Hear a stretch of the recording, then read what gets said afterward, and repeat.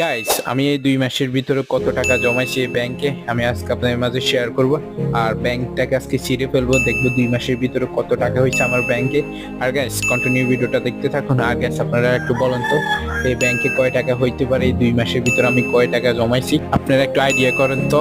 10,000, 5,000, 1,000, 500, 200 কয় টাকা হইতে পারে একটু আইডিয়া করেন। যদি আইডিয়া না থাকে তাহলে আমার ভিডিওটা দেখেন। টোটাল আমার কত টাকা হয়েছে ব্যাংকে 2 মাসের ভিতরে।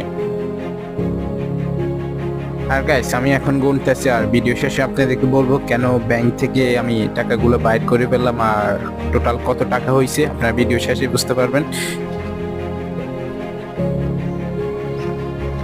গাইস উড়ে ফেলছি। আরে হ্যাঁ গাইস, আরো 10 টাকা আছে। আই, 1 টাকা কম, এই জায়গায় 300 টাকা আছে। এই টোটাল 300 টাকা আছে আর উড়ে